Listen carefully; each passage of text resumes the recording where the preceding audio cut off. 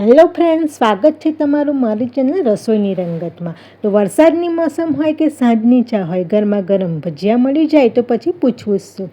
તો આજે તમારી સાથે શેર કરીશ કાંદા બટાકાના એકદમ ટેસ્ટી અને ક્રિસ્પી એવા ભજીયાની રેસીપી। આવી અનેક રેસીપી જોવા માટે જો તમે મારી ચેનલને સબસ્ક્રાઈબ ના કરી હોય તો પ્લીઝ સબસ્ક્રાઈબ કરી દેજો। તો ચાલો ભજીયાની રેસીપી જોઈ લઈશું। સૌથી પહેલાં મેં અહીંયા 2 કાચા બટાકા લઈ લીધા છે। હવે એક છીણી લઈ લઈશું ને બટાકાને આ રીતે છીણી લેવાના છે।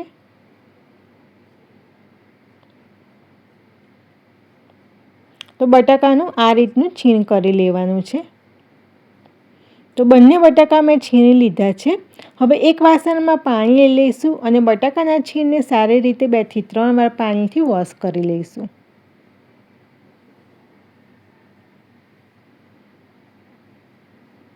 હવે મેં અહીંયા નાની સાઈઝની 6 ડુંગળી લઈ લીધી છે।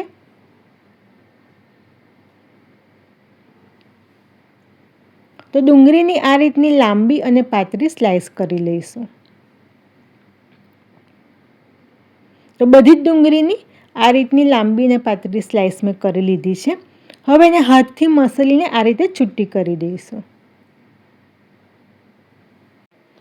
એક વાસણમાં બટાકાનું છીણ અને ડુંગળીની સ્લાઈસ લઈ લઈશું। હવે એમાં મસાલા કરી દઈએ।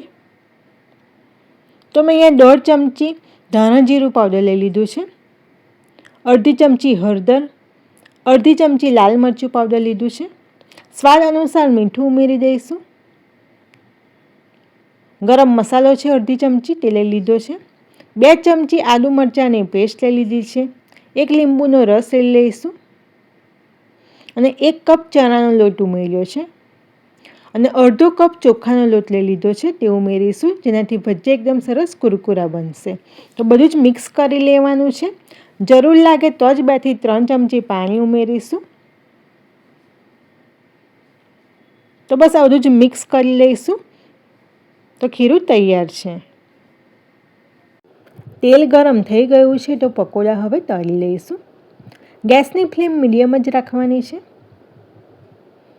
તો બસ આ રીતે એક પછી અનઇવન શેપમાં પકોડા મૂકીને તળી લેવાના છે।